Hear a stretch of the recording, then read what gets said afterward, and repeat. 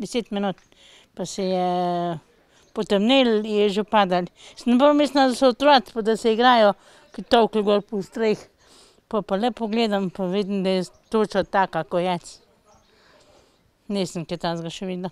Pojasnjuje Silva Fon z Brega, ki je neurje z močnim vetrom odneslo streho na Gospodarskem poslopju. Tukaj vse strehe, na njivu, vinograd, vse je sipalo. Stanje se dan po neurju še ni normaliziralo, gasilci so imeli polne roke dela. Včeraj je bilo na terenu 156 gasilcev iz 14 gasilskih društev, danes pa trenutno na terenu od zdaj naprej 44 gasilcev z 8 gasilskih društev. Imamo še kar nekaj objektov za pokrit, večinoma so to gospodarski objekti, nekaj hiše, kar smo včeraj pa večinoma se fokusirali dejansko na stanovanjske objekte, da smo jih zaščitili nekaj s folijo, nekaj pa tudi pokrili z sami strešniki. Precej škode je utrpela tudi šola v Loki pri Zidanem mostu in gasilski dom na Bregu. Sami vidite, tukaj smo streho na gasilskem domu na Bregu in bomo imeli kar nekaj zalogaja tudi, da bomo sami tole probali sanirati. Škode na objektu je za več kot 10 tisoč evrov. Tode pa so posnetki z Razborja. Močan veter je med drugim odkril streho tamkajšnje cerkve. Streho in okna na oni strani vsa. Tole, kar vidite sedaj, je priletelo iz cerkvine strehe na tale objekt. To je nekje približno 50-60 metrov daljave.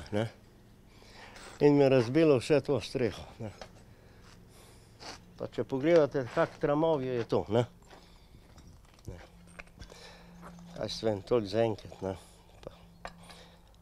Bilo je pa pokrito lansko leto tole, vse uničeno. In še ta tram je razlomilo. Našemu sogovorniku neurje ni poškodovalo le strehe, ampak tudi uničilo kozolec. Krajani česa takega ne pomnijo. To še ni bilo na razboju. Ne pomnite kaj? Ne. Bila je toča pred leti, sam ni bilo pa tako neurje, to je bil taki rom-pom-pom. Toča pa ni poškodovala le objektov, ampak tudi kmetijske površine. Ja, v glavnem je šlo vse. Za leto smo zaključili s tem. Škoda toliko. Sem matra po 5 minutah in ne vem, groza. Kaj takega še jest, ne vem, pa sem že nekaj stara.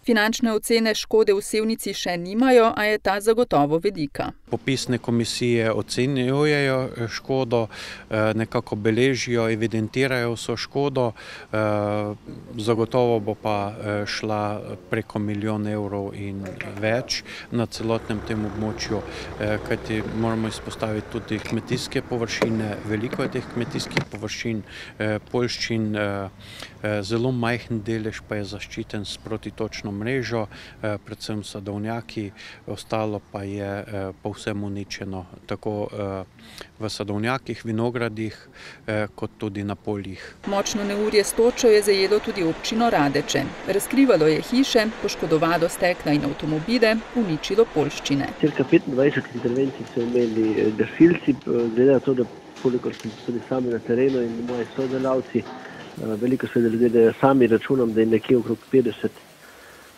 hiš razkritih, pa tudi cenimo, da okrog 500 avtov poškodovanih, pa marsikatero steklo. Kmetijski objekti, kmetijska polja praktično pridelkov ni na nekaterih področjih, tako da kar hudo nas je prizadelo. V nedeljo in ponedeljek je pri odstranjevanju posledic sodelovalo približno 80 gasilcev iz vseh 4 prostovoljnih gasilskih društev iz občine Radeče, pomagali so tudi gasilci iz Zidanega mosta. Škoda bo tudi tukaj velika, po prvih ocenah bi ta lahko znašala dober 1,5 milijona. Tako radeški kot sevniški župan računata, da bo država priskočila na pomoč.